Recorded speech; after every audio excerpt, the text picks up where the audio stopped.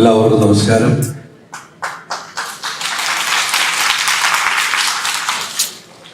സത്യം പറഞ്ഞാല് ആദ്യം എനിക്ക് തന്നെ മൈക്ക് കയറും ഞാൻ വിചാരിച്ചില്ല. പെട്ടെന്ന് ടെൻഷനായി പോയി. കാരണം എല്ലാവരും ഒക്കെ സംസാരിച്ച് കഴിഞ്ഞിട്ടാണ് ഇതുപോലുള്ള ഫംഗ്ഷനിൽ നമുക്ക് ലാസ്റ്റാണ് മൈക്ക് കിട്ടാറ്. ഇപ്പൊ ഇവിടെ പറയുണ്ടായി ഒരുപാട് പൊട്ടിച്ചിരിപ്പിക്കുന്ന സിനിമയിലെ നായകൻ കേട്ടപ്പോൾ വലിയ സന്തോഷമുണ്ട്. പക്ഷേ 91 മുതൽ ഞാൻ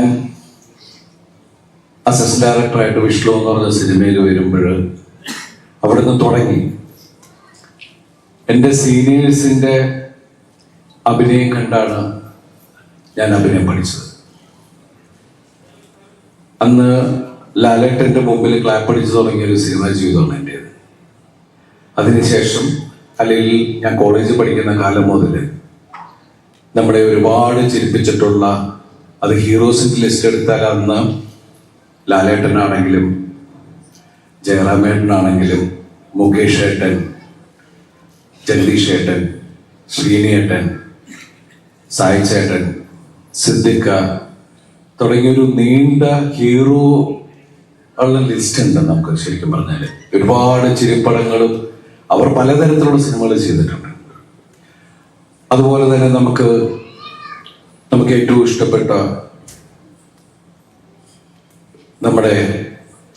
നമ്മളെ വിട്ടുപോയ ഒരുപാട് ആളുകളുണ്ട്.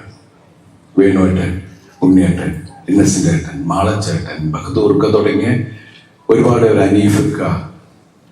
ശരിക്കും എന്താ പറയാ, നമ്മളെ ഉണ്ടെങ്കിലും ഇല്ലെന്ന മട്ടിലിരിക്കുന്ന നമ്മുടെ ഏറ്റവും നമ്മൾ സ്നേഹിക്കുന്ന നമ്മുടെ അമ്പിളിച്ചേട്ടൻ, അങ്ങനെ ഒരുപാട് പേരുടെ കൂടെ കളിച്ച് എൻ്റെ ഒപ്പം പിന്നെ വന്ന ആൾക്കാരാണ് മണിയും സലീമും അശ്വൻ ചേട്ടൻ തുടങ്ങിയ ഒരുപാട് നിങ്ങളെയൊക്കെ ചിരിപ്പിച്ചിട്ടുള്ള ആളുകൾ.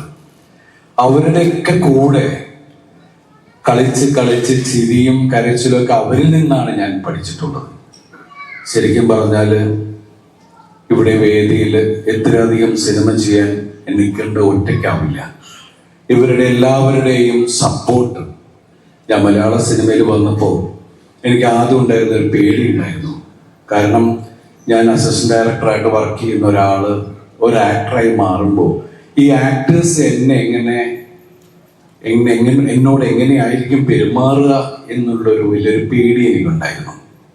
പക്ഷേ ഇവരെല്ലാവരും, അത് ഞാൻ നസീർ സാറിൻ്റെ കൂടെ അഭിനയിച്ചിട്ടില്ല, മൻസാറിന്റെ കൂടെ തുടങ്ങി മലയാള സിനിമയിലെ പ്രഗത്ഭരായ ഒട്ടുമിക്ക നടന്മാരുടെ കൂടെ അഭിനയിക്കാനുള്ള ഒരു ഭാഗ്യം എനിക്കുണ്ടായി. പക്ഷെ അവർ ഓരോരുത്തരും വളരെ ആത്മാർത്ഥമായിട്ട് എനിക്ക് പറ്റിയിട്ടുള്ള അല്ലെങ്കിൽ ഞാൻ അഭിനയിക്കുന്ന സമയത്തുള്ള തെറ്റുകളോ അല്ലാതെ എങ്ങനെ ചെയ്യണമെന്ന് പഠിപ്പിച്ച എൻ്റെ ഗുരുസ്ഥാനത്തുള്ളവരാണ് എൻ്റെ സഹപ്രവർത്തകർ.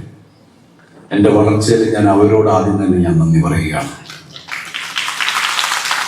അതുപോലെ തന്നെ 150 സിനിമ എന്നുള്ള ദൈവാനുഗ്രഹം അതുവരെ എത്തിച്ച എൻ്റെ നിർമ്മാതാക്കൾ, എൻ്റെ സംവിധായകർ, എൻ്റെ എഴുത്തുകാർ, എൻ്റെ കൂടെ വർക്ക് ചെയ്ത എല്ലാവരെയും ഞാൻ ഈ നിമിഷം ആത്മാർത്ഥതയോടെ നന്ദിയോടെ ഓർക്കുകയാണ്. കാരണം ഞാൻ ഒറ്റയ്ക്കല്ല ഉറപ്പുടച്ചത്. എൻ്റെ കൂടെ എൻ്റെ കോ ആർട്ടിസ്റ്റുകൾ, എൻ്റെ ഡയറക്ടേഴ്സ്, എൻ്റെ റൈറ്റേഴ്സ്, എല്ലാവരും, എൻ്റെ ടെക്നീഷ്യൻസ് എല്ലാവരും, അപ്പൊ അവരോടൊക്കെ ചേർന്ന് നിന്നിട്ടുള്ളതാണ് എൻ്റെ വിജയം. ഇന്ന് സർവശക്തനായ ദൈവത്തിൻ്റെ അനുഗ്രഹം കൊണ്ട് പ്രിൻസ് ആൻഡ് ഫാമിലി എന്ന് പറഞ്ഞ സിനിമ അതിൻ്റെ 60ാം ദിവസം ആഘോഷിക്കുന്നു. നേരത്തെ ആയിരുന്നെങ്കിൽ ഇത് 120, 150 ദിവസവും ആണ് നമ്മുടെ കണക്കിലെടുക്കുന്നത്. കാരണം ഇന്ന് നമ്മൾ സിനിമയ്ക്ക് 25 ദിവസം, 30 ദിവസം എന്ന് പറയുന്ന ഒരായുസാണ് ഒരു സിനിമയ്ക്ക് വെക്കുന്നത്. അത് കഴിഞ്ഞാൽ ഉടൻ തന്നെ അത് ചിലപ്പോൾ നമുക്കത് OTT കാണാം, ചിലപ്പോൾ നമ്മളത് കണ്ടില്ല എന്ന് വരും.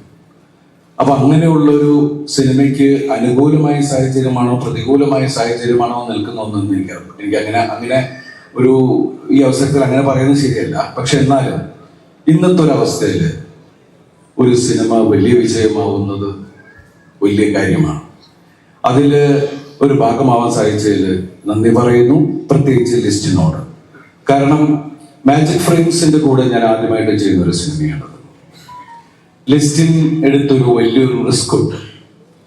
ആ സമയത്ത് എന്നോട് ഞാൻ കഴിഞ്ഞ ഒരു ഫംഗ്ഷനിൽ പറയണ്ടായി, ദിലീപ് ഏട്ടന്റെ സിനിമകളുണ്ട്, ഞാൻ ഒരുപാട് ചിരിച്ച് എൻ്റെ ബാല്യം അല്ലെങ്കിൽ എൻ്റെ വളർച്ച ചെറുപ്പമായിരുന്ന സമയത്ത്, എന്ന് വെച്ചാൽ അദ്ദേഹം വാർദ്ധക്യത്തിലെത്തി എന്നല്ല ഞാൻ പറയുന്നത്, ആ എൻ്റെ ചെറുപ്പക്കാലം മുഴുവൻ ഗംഭീരമാക്കി തന്നത് അതിലെടുത്തു പറയേണ്ട ഒരാളാണ് ദിലീപ് ഏട്ടൻ. ദിലീപ് ഏട്ടനെ വെച്ച് ഞാനൊരു സിനിമ ചെയ്യുമ്പോൾ ആ സിനിമ അടിക്കണം എന്ന് വെച്ചാൽ അത് വിജയിക്കണം എന്നുള്ള അദ്ദേഹത്തിന്റെ ഒരു എന്താ പറയുന്നത് ആത്മവിശ്വാസം, ഇത് ഗംഭീരമാവും. അതുപോലെ തന്നെ അതിനുവേണ്ടി പ്രയത്നിച്ച ഞാൻ അവരെ സഹോദരങ്ങളെന്നേ പറയുള്ളൂ. കാരണം ജീവിതത്തിൽ ഒരാവശ്യം വരുമ്പോൾ കൂടെ നിൽക്കുന്നവരാണ് അവർ. എനിക്ക് വേണ്ടി എന്താ പറയാ, ഷാരിസിനാണെങ്കിലും ബിറ്റോയാണെങ്കിലും അവർ ആത്മാർത്ഥമായിട്ട് അവരുടെ ഒരു അർപ്പണ ബോധം ഈ സിനിമയിലെ എല്ലാ കഥാപാത്രങ്ങളെയും അവര് അളന്ന് കുറിച്ചാണ് അവരത് ഈ സ്ക്രീനിൽ വരുത്തിയിരിക്കുന്നത്. എല്ലാ കാര്യത്തിലും അവർ ഇടപെട്ട് എല്ലാ കാര്യങ്ങളും ഭംഗിയായി ചെയ്തു. ഇതിൽ എല്ലാ കലാകാരന്മാരും കലാകാരികളും എല്ലാം ആ സംവിധായകനനുസരിച്ച് ഈ സിനിമ ഗംഭീരമാക്കി. അതിലെടുത്ത് പറയേണ്ട ഒരു താരം, ഞാൻ ഇതിലെ കഥ കേട്ടപ്പോൾ പറഞ്ഞത്, ഈ പടത്തിന്റെ ഹീറോ എന്ന് പറയുന്നത് ശരിക്കും പറഞ്ഞാല് റാണിയ ചെയ്ത ആ ക്യാരക്ടറാണ്. ആ കഥാപാത്രം മോശമായ ഈ സിനിമ ഭയങ്കര കുഴപ്പമാണ്. അപ്പോ പ്രത്യേകമായിട്ടുള്ള കാരണം റാണിയയുടെ ആദ്യത്തെ സിനിമയാണ്. ഒരു മലയാള സിനിമയ്ക്ക് വലിയൊരു കലാകാരിയെ കൂടി കണ്ടിരിക്കുകയാണ്. അപ്പൊ അതുപോലെ ഇന്ന് 60 ദിവസം പിന്നിട്ട് നമ്മളിവിടെ ഒരു ശരിക്കും പറഞ്ഞത് ഈ സദസ്സിൽ നിൽക്കേണ്ട ഒരു എന്താ പറയാ, നമ്മൾ വളരെ കുറച്ച് ആളുകളെ ക്ഷണിച്ചിട്ടുള്ളൂ. ഈ സിനിമയുമായി ബന്ധപ്പെട്ട ആൾക്കാരെ മാത്രവും, പിന്നെ നമുക്ക് വളരെ വേണ്ടപ്പെട്ട ആളുകൾ എന്ന് വെച്ചാൽ മലയാള സിനിമയിൽ എല്ലാവരും നമുക്ക് വേണ്ടപ്പെട്ടവരാണ്. പക്ഷെ പെട്ടെന്ന് വിളിച്ച് നമുക്ക് കമ്മ്യൂണിക്കേറ്റ് ചെയ്യാൻ പറ്റുന്ന, അല്ലെങ്കിൽ മാത്രമല്ല അതുപോലെ നമ്മുടെ അസോസിയേഷൻസ്, എല്ലാ അസോസിയേഷനിലെയും എല്ലാ വേണ്ടപ്പെട്ട ആൾക്കാരും ഇവിടെ വന്നിട്ടുണ്ട്. അതാ പറഞ്ഞത്, ഒരു ചെറിയ സദസ്സാണെങ്കിലും ഇവിടെ വന്നിരിക്കുന്ന എല്ലാം വലിയ ആൾക്കാരാണ്. അപ്പോ ഈ വേദിയിൽ ഇങ്ങനെ നിന്ന് നിങ്ങളോടെല്ലാം നന്ദി പറയാൻ എനിക്ക് അവസരം തന്ന ദൈവത്തിനോട് ഞാൻ നന്ദി പറയുന്നു. അതുപോലെ ഈ 30 വർഷക്കാലം എന്നെ ഇവിടെ നിലനിർത്തിക്കൊണ്ടിരിക്കുന്ന എൻ്റെ പ്രിയപ്പെട്ട എൻ്റെ പ്രേക്ഷകരെ എനിക്ക് തീരാത്ത നന്ദിയാണ്. കാരണം അവരുടെ ഒരുപാട് പേരുടെ പ്രാർത്ഥനയാണ് ദിലീപ് എന്ന് പറഞ്ഞ കലാകാരൻ എന്നുള്ളത്. അതിന് ഞാൻ നന്ദി പറയുന്നു. മലയാള സിനിമയിലെ എല്ലാവരെയും ആരെങ്കിലും ഞാൻ വിട്ടുപോയിട്ടുണ്ടെങ്കിൽ എന്നോട് ക്ഷമിക്കുക. ഈ അവസരത്ത് ഇവിടെ വന്നിരിക്കുന്ന എല്ലാവരോടും നന്ദിയും അതുപോലെ എല്ലാവർക്കും എല്ലാ ഐശ്വര്യങ്ങളും നന്മയും നേരുന്നു. പിന്നെ ഞാൻ ലിസ്റ്റിംഗ് രണ്ട് വേറെ ആരെങ്കിലും ഉണ്ടേ? പിന്നെ എന്നെ സിനിമ കൊണ്ടുവന്ന ഒരുപാട് ആൾക്കാർ ഇവിടെയുണ്ട്. എൻ്റെ പ്രൊഡ്യൂസേഴ്സ് കുറേ പേര് ഇവിടെയുണ്ട്. മലയാള സിനിമയിലെ ഒട്ടുമിക്ക കമ്പനിയുടെ കൂടെയും വർക്ക് ചെയ്തിട്ടുള്ള ഒരാളാണ് ഞാൻ. അതുകൊണ്ട് ശരിക്കും പറഞ്ഞാൽ ഞങ്ങൾ ഈ 150ാമത്തെ സിനിമ എന്ന് പറഞ്ഞ് ഞങ്ങളൊരു വിളി തുടങ്ങിയിട്ടുണ്ടെങ്കിൽ ഈ സ്റ്റേജിൽ ഈ വേദിയിൽ ഒതുങ്ങുന്നതല്ല. അത്രയും പെരുത്ത് എൻ്റെ സഹപ്രവർത്തകര്, എന്നെ സ്നേഹിക്കുന്ന ആളുകളെല്ലാം ഉണ്ട്. പക്ഷേ നമ്മൾ ഈ ആഘോഷം വീണ്ടും തുടരും. എല്ലാ പ്രശ്നങ്ങളിലും ഞാൻ കഴിഞ്ഞ വേദിയിൽ പറഞ്ഞാണ് എൻ്റെ കൂടെ നിന്നിട്ടുള്ള ദിലീപ് ഫാൻസിന്റെ സഹോദരൻ. അതാണ് പറഞ്ഞു വന്നപ്പോ ഞാൻ ആരെയോ വിട്ടുപോയി എന്ന് എനിക്കൊരു തോന്നലുണ്ടായി. ക്ഷമിക്കുക, കാരണം അവരെ എനിക്ക് ഒരിക്കലും മറക്കാൻ പറ്റില്ല. അപ്പൊ അത്രയൊക്കെ ഉള്ളൂ.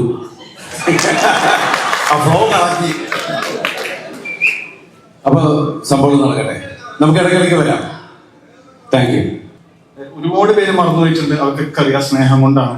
ഈ സിനിമയിൽ എന്ത് പ്രതിസന്ധി നേരിടുമ്പോഴും ഞങ്ങളുടെ മനസ്സിലുണ്ടായിരുന്നത് ഒരു വിഷ്വലാണ്. ആ വിഷ്വൽ ദിലീപേട്ടനാണ്. ഈ പടത്തിന്റെ ആദ്യം കണ്ടിട്ടുള്ള ഒരു 30 സെക്കൻഡ് വീഡിയോ ഉണ്ട്. ദിലീപേട്ടനെ കുറിച്ച് എനിക്കും ബിൻഡോക്കും ഞങ്ങളുടെ മനസ്സിൽ വന്ന ഞങ്ങളുടെ ട്രിബ്യൂട്ടാണ് ആ 30 സെക്കൻഡ്സ്. ആ 30 സെക്കൻഡ്സ് ഞങ്ങൾക്ക് തന്നു. എന്തൊക്കെ ഞങ്ങൾക്ക് സ്ട്രഗിൾ വരുമ്പോഴും ദിലീപേട്ടന്റെ മുഖമാണ് ഞങ്ങളുടെ ഊർജ്ജം. ഞങ്ങൾക്ക് മറക്കാൻ പറ്റാത്ത ഒരുപാട് നിമിഷങ്ങൾ ഞങ്ങളുടെ ലൈഫിൽ, ഞങ്ങളുടെ കുടുംബത്തിൽ ഞങ്ങൾക്കൊക്കെ ഒരുപാട് ഒരുപാട് സന്തോഷം തന്ന ദിലീപേട്ടൻ. ഈ സിനിമ കൊണ്ട് എന്തെങ്കിലും ഞാൻ വീട്ടിലേക്ക് തിരിച്ചു കൊണ്ടുവന്നിട്ടുണ്ടെങ്കിൽ, ദിലീപേട്ടന്റെ മനസ്സിൽ എന്തെങ്കിലും ഒരു സന്തോഷം വന്നിട്ടുണ്ടെങ്കിൽ, ദിലീപേട്ടൻ ഭയങ്കര സുന്ദരനായിരിക്കുന്നു. ഇപ്പോൾ സൂക്ഷിക്കണോ? മനസ്സ് സന്തുഷ്ടമാകുമ്പോ സുന്ദരനാവും. അപ്പൊ അല്ല, അതൊന്നല്ല. അപ്പൊ അതുകൊണ്ട് ഒരുപാട് നന്ദി ദിലീപേട്ടൻ. I love you. ദിലീപേട്ടന്റെ കുടുംബത്തിനും ഓൾ ദ വെരി വിഷസ് തീർക്കുകയാണ്. ഈ 20 വർഷം മുന്നേ ഈ സിനിമയിൽ അഭിനയിച്ച ധ്യാന്റെ അച്ഛൻ ശ്രീനിവാസൻ സർ ഉദയനാണ് താരം എന്ന സിനിമയിൽ ഒരു ഡയലോഗ് എഴുതിയിട്ടുണ്ട്. അതിന്റെ ക്ലൈമാക്സിൽ ഉദയൻ സരോജ് കുമാറിനോട് പറയുന്ന ഒരു ഡയലോഗുണ്ട്. ഒരുപാട് പേരുടെ ചോരയിലും വേർപ്പിലും പടുത്തുയർത്തിയ സിനിമ അതിനെ നശിപ്പിക്കാൻ നോക്കിയ സമ്മതിക്കില്ല. 20 വർഷം മുന്നേ എഴുതിയത് ആരെക്കുറിച്ചാണ് എന്ന് കാലം തെളിയുന്നു. ഒരു വെറുപ്പിന്റെ മുന്നിലും സിനിമ പതറില്ല. 60ാം ദിവസത്തെ സക്സസ് സെലിബ്രേഷനിലാണ് ഞങ്ങൾ നിൽക്കുന്നത്. ഈ സിനിമയിൽ ദിലീപേട്ടൻ എന്ന പ്രിൻസിന്റെ ക്യാരക്ടർ പറയുന്നുണ്ട്, നിങ്ങളുടെ അഭിപ്രായങ്ങൾ എന്തോ ആവട്ടെ, അത് നിങ്ങളുടേത് മാത്രമായിരിക്കണം. ആ അഭിപ്രായം എടുത്തുകൊണ്ട് തിയേറ്ററിലേക്ക് വന്ന ഓരോ പ്രേക്ഷകനും ഞങ്ങൾ ഈ വിജയം സമർപ്പിക്കുന്നു. വീണ്ടും പറയുന്നു, എന്നെ ട്രോൾ ചെയ്തോ, എന്നെ മീം ചെയ്തോ, എന്തും ചെയ്തോ, വീണ്ടും പറയുന്നു, അടിവരയിട്ട് പറയുന്നു, മലയാള സിനിമ പ്രേക്ഷകനെ സിനിമ പഠിപ്പിക്കാൻ ഒരു മധ്യസ്ഥന്റെ ആവശ്യമില്ല. ഒന്നുകൂടെ പറയുന്നു, ഉറക്കെ പറയുന്നു, ഉറച്ചു പറയുന്നു.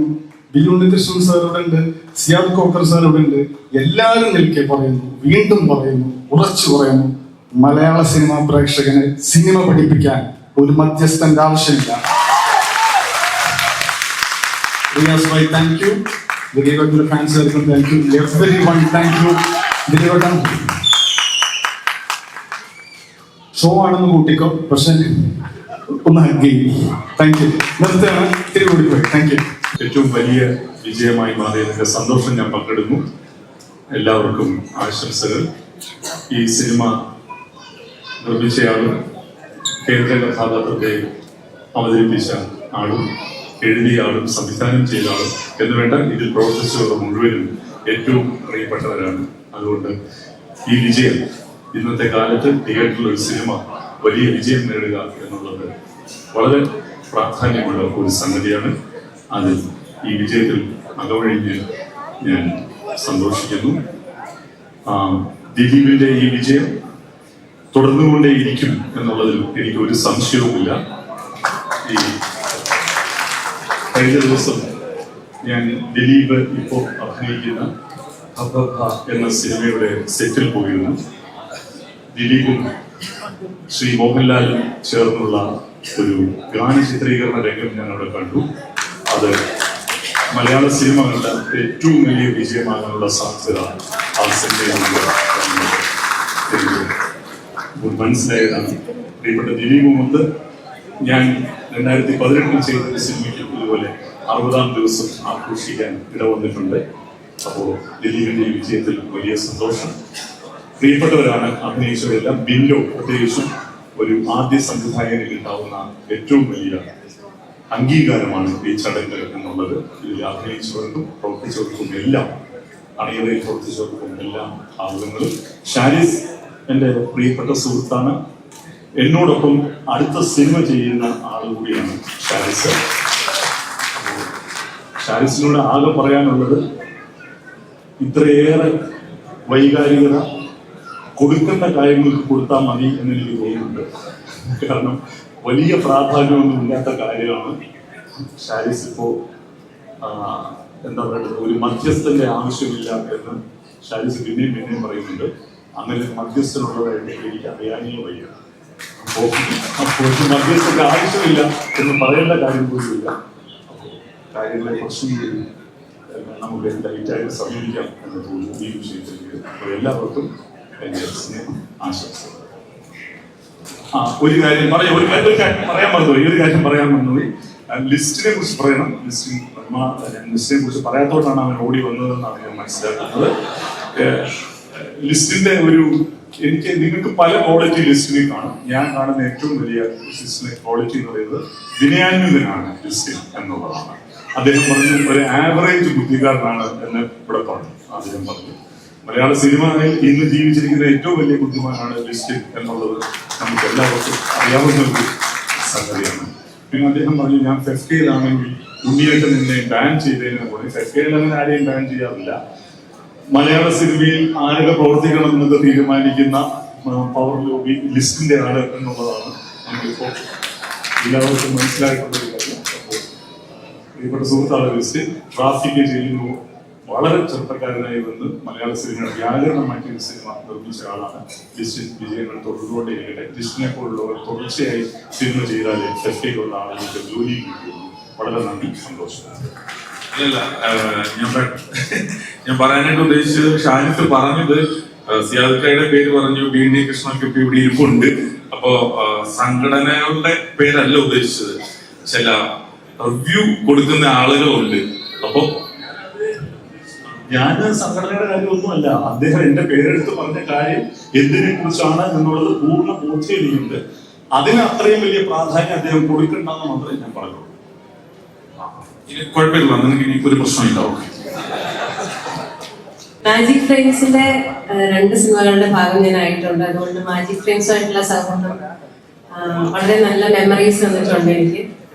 ED എന്ന് പറഞ്ഞൊരു ചിത്രത്തിലും ഭാഗമാകാൻ പറ്റി. ഇപ്പം അവർ ആച്ചൻസ് എന്ന് പറഞ്ഞ സിനിമയുടെയും ഭാഗമാകാൻ പറ്റി. വിസ്നേട്ട, കൺഗ്രാറ്റുലേഷൻസ്. ആദ്യമേ പറയേണ്ടത് ദിലീപേട്ടനോടാണ് താങ്ക്സ്.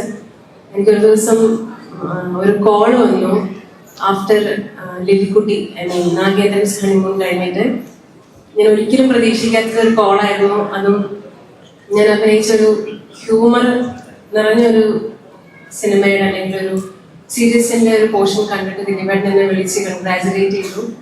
ആൻഡ് അതെനിക്ക് ഒരിക്കലും മറക്കാൻ പറ്റാത്തൊരു ദിവസമാണ്. കാരണം നമ്മൾ ഈ തമാശ ചെയ്യാൻ ഇഷ്ടമുള്ള ഒരാളായതുകൊണ്ട് തന്നെ ദിലീപേട്ടന്റെ കയ്യിൽ നിന്ന് അങ്ങനത്തെ ഒരു വാക്കുകൾ കേൾക്കുന്നത് എനിക്ക് എപ്പോഴും സ്പെഷ്യലാണ്. താങ്ക് യു സോ മച്ച് ദിലീപേട്ട. Thank you so much. And we love you so so much. ദിലീപേട്ടന്റെ ഒരു ഡയലോഗ് പോലും പറയാത്ത ഒരു ദിവസം പോലും മലയാളികൾ കൊണ്ടുവന്ന് ചോദിച്ചു കഴിഞ്ഞാൽ അറിയില്ല അല്ലേ? സോ ഒരുപാട് സന്തോഷം. പ്രിൻസ് ആൻഡ് ഫാമിലിയുടെ ഭാഗം ഞാൻ ആകേണ്ടതായിരുന്നു. അൺഫോർച്ചുനേറ്റ്ലി എനിക്കത് പറ്റിയില്ല. എത്തിയോ ഇവിടെ ആരോ? റാണി എന്റെ കൂടെ കോളേജിൽ എന്റെ ജൂനിയർ ആയിട്ട് പഠിച്ചതാണ്. മിടുക്കി. ഈ പിച്ചില് എന്നെ പോലെ തന്നെ ഞാൻ തന്നെ കൺഫ്യൂസ്ഡ് ആണ്. ഇത് ഞാനാണോ സംസാരിച്ചത് വിൻസിനോ? അത്രയും പിക്ചർ പെർഫെക്റ്റ് ആയിട്ടാണ് വിൻസി ചെയ്തത്. എനിക്ക് തോന്നുന്നില്ല ഇത് വിൻസി ചെയ്തില്ലായിരുന്നെങ്കിൽ ഒരു പക്ഷെ ഈ ക്യാരക്ടറിന് ഇത്രത്തോളം ഒരു ഇമ്പാക്ട് വന്നിട്ടുണ്ടാവുന്നു. Each and every word of this character got അത്രയും ഇമോഷണൽ ടച്ച് വന്നത്. It is from your energy, your voice. You deserve all the happiness. ഞാൻ എന്തൊക്കെ സന്തോഷം, എന്തൊക്കെ appreciation I am getting from the audience. Everything is for you. So thank you. You are getting emotional. നമ്മളൊക്കെ ഒരേ വൈബുള്ളാണെന്ന്. She is actually getting emotional. I really want, I'm touching my heart and say this. I am blessed to get your voice. Thank you. ഇത്രയും തളർന്നുപോയ സന്തോഷം കൊണ്ടാണ് എല്ലാവരും അവരുടെ വികാരം പങ്കുവച്ചത്. വളരെ തളർന്നുപോയി. എനിക്ക് തോന്നുന്നു അവതാരകര് ഒരിക്കലും അവതാരകർ ഇത്ര ആവേശം കാണിക്കാൻ പാടില്ല. ഞാൻ കണ്ടതിൽ ഇത്രയും ലംഘ്യമായിട്ടുള്ള അവതാരകരെ ഞാൻ ആദ്യമായിട്ട് കാണുകയാണ്. അവതാരകർ നല്ല കുറച്ച് ലംഘ്യയാക്കി. പിന്നെ ബിൻഡോയുടെ വികാരം നമുക്ക് മനസ്സിലാക്കാൻ പറ്റും. ബിൻഡോ നന്ദി പറയേണ്ടവനാണ്. പക്ഷെ ഇപ്പൊ എനിക്കൊരു കോള് വന്നു. കടുത്തിലെ പള്ളിയിലെ അച്ഛനെ വിളിച്ചത്. അവൻ ഇത്രയും പേരുടെ പേര് പറഞ്ഞിട്ട് എന്റെ പേര് മാത്രം ആ കുട്ടി പറഞ്ഞില്ലല്ലോ എന്ന് പറഞ്ഞു. അപ്പൊ അച്ഛനെ രാവിലെ ഇത് പോയി കണ്ടേക്കാം. ഈ ബിൻഡോ പറഞ്ഞു, ഞാൻ കഴിഞ്ഞ 8-9 വർഷമായിട്ട് അസിസ്റ്റന്റ് ബിൻഡോട് വിളിച്ചിട്ടാ പണം ചെയ്യുന്നില്ലേ എന്ന് ചോദിക്കുമായിരുന്നു. ഞാൻ ഇതിനു മുമ്പ് ഒരിക്കൽ പറഞ്ഞിട്ടുണ്ട്, നമ്മൾ അസിസ്റ്റന്റായിട്ട് നിൽക്കുമ്പോ, അതായത് വിവാഹപ്രായം എത്തിയിട്ട് നിൽക്കുന്ന ഒരു ചെറുക്കനോടോ പെണ്ണിനോടോ ചോദിക്കില്ലേ, നീ കല്യാണം കഴിക്കുന്നില്ലേ? അപ്പൊ നമുക്കൊരു സന്തോഷവും നാണമൊക്കെ വരും എന്ന് പറയുന്നത് പോലെയാണ് നമ്മൾ അസിസ്റ്റന്റായിട്ട് നിൽക്കുമ്പോ ഈ സാഹിച്ചേട്ടനും ഈ സിദ്ധിക്കേട്ടനും നമ്മുടെ മുരളിച്ചേട്ടനൊക്കെ ജോണി പടം ചെയ്യുന്നില്ലേ എന്ന് ചോദിക്കുമ്പോൾ കിട്ടുന്ന സന്തോഷം ഞാൻ എല്ലാ അസിസ്റ്റന്റ് ഡയറക്ടേഴ്സും ചോദിക്കാറുണ്ട്. എടാ അച്ഛൻ പടം ചെയ്യുന്നില്ലേ? ചെയ്യുന്നോണ്ട് എന്താ സബ്ജക്ട് നോക്കുന്നു? ഞാൻ എളുപ്പം ചെയ്യേ, ഒരുപാട് നിന്നാൽ കുഴപ്പമായി പോകും. അങ്ങനെ ഞാൻ പറയാറുണ്ട്. അത് ഞാൻ അങ്ങനെ ഒരാളായിരുന്നുണ്ടാ. ചിലരൊക്കെ എന്നെ അഭിനയിക്കാൻ വിളിക്കാറുണ്ട് കേട്ടോ. കൂടെ ലക്ഷ്യമൊന്നുമില്ല, മിക്കവാറും പേര് വിളിക്കാറുമില്ല. പക്ഷെ അതൊരു ധൈര്യമാണ്. ഇപ്പൊ മുരളിച്ചേട്ടൻ മണ്ണനോട് ചോദിച്ചിട്ടുണ്ട്, അതിന് സി ഡി മൂസയിൽ അഭിനയിക്കാൻ പറഞ്ഞപ്പോൾ മുരളിച്ചേട്ടൻ എന്നോട് പറഞ്ഞു, ഞാൻ അന്നേ പറഞ്ഞില്ലേ നീ ഡയറക്ടർ ആവുമെന്ന്. അത് നമുക്ക് വലിയൊരു അംഗീകാരമാണ് എന്ന് പറയുന്ന പോലെ. പിന്നെ ഒരുപാട് കഷ്ടപ്പെട്ടുള്ള ഒരാളാണ്. ഇതിലും വലിയ സെലിബ്രേഷൻ വിൻഡോയ്ക്കകത്ത് കിടക്കുന്നുണ്ട്. ഹാർഡ് വർക്കറാണ്, സത്യസന്ധനാണ്. ഒരുപാട് നന്മകൾ വിൻഡോയ്ക്ക് ഉണ്ടാവും. വളരെയധികം സന്തോഷമുണ്ട്. മറ്റൊരു സിനിമകൾ വിജയിക്കുന്നതിനേക്കാൾ ഒരു പടി സന്തോഷം കൂടുതലുണ്ട് ഈ പ്രിൻസ് ആൻഡ് ഫാമിലി വിജയിച്ചതിൽ. കാരണം ഈ സിനിമയിൽ മറ്റ് സിനിമകളിലൊക്കെ എഫോർട്ട് ഉണ്ട്, ഈ സിനിമയിൽ ഞങ്ങളുടെ ടീം എല്ലാം ഒരു ഡബിൾ എഫോർട്ട് എടുത്തതിന്റെ ഒരു സന്തോഷവും. അത് ഈ 60-ാം ദിവസം ഇപ്പം മുമ്പേ മൊമെന്റോ കൊടുക്കുമ്പോൾ തന്നെ ഇവൻ പറഞ്ഞിരുന്നു 73 ദിവസമായിട്ട് കളിച്ചവരുണ്ട്. അപ്പം എന്തുകൊണ്ടിട്ടാണ് ഈ ഡേയ്സ് പറയുന്നതെന്ന് പറഞ്ഞാൽ നമ്മൾ ക്രിക്കറ്റ് ഒക്കെ കളിക്കുമ്പോഴാണെങ്കിൽ നമ്മൾ പറയും 25 റൺസിന് ജയിച്ചു അല്ലെങ്കിൽ 43 റൺസിന് ജയിച്ചു എന്നൊക്കെ പറയുന്നത് പോലെയാണ് നമ്മുടെ ഈ ഡേയ്സ് വെക്കുന്നത്. അപ്പൊ നമ്മൾ കണ്ടിന്യൂ ചെയ്യുന്നവരും ഉണ്ട്. ചില അപ്പോ ടിറ്റിയിൽ വരുമ്പോ അറിയാം, അതായത് സംഘടനകൾ തന്നെ പറഞ്ഞിട്ടുണ്ട് ഇപ്പം നിർത്തേണ്ടതായിട്ടുണ്ട് തിയേറ്ററിൽ നിന്ന്. അപ്പോൾ ഒരുപാട് ഇപ്പോൾ ഉള്ള നിർമ്മാതാക്കളെല്ലാം ഒത്തിരി കഷ്ടപ്പെട്ടിട്ടാണ് സിനിമ നിർമ്മിക്കുന്നത്. ബിസിനസ്സുകളെല്ലാം ഇപ്പൊ വളരെ കുറവാണ്. അപ്പൊ അതുകൊണ്ടിട്ട് നമ്മളൊക്കെ കണ്ടന്റിൽ മാത്രം വിശ്വസിച്ചാണ് സിനിമകൾ ഇറക്കുന്നത്. ഒരു ഐറ്റം ഡാൻസോടുകൂടി തുടങ്ങാന്നാണ് വിചാരിച്ചത്. പക്ഷെ ഇപ്പൊ നിങ്ങൾക്ക് അറിയാലോ, ഇപ്പം ആർട്ടിസ്റ്റുകളെല്ലാം ഭയങ്കരമായിട്ട് പൈസ ചാർജ് ചെയ്യുന്ന ഒരു കാലഘട്ടത്തിലൂടെയാണ് കടന്നു പോകുന്നത്. അപ്പോൾ റാണിയെ തന്നെ ഞങ്ങൾക്ക് പ്രിൻസ് ആൻഡ് ഫാമിലിയുടെ ഭാഗമായിട്ട് ഈ ഡാൻസോടെ ചേർത്തിട്ടാണ് ഞങ്ങൾ കഥ പറഞ്ഞപ്പോൾ തന്നെ തുടങ്ങിയത്. അപ്പൊ അതുകൊണ്ടിട്ട് കോസ്റ്റ് ഓഫ് പ്രൊഡക്ഷനിൽ എക്സ്പെൻസ് ഇല്ലാതെ റാണിയായി നൃത്തം ചെയ്തു തന്നു. അപ്പം താങ്ക്സ് ടു റാണിയ.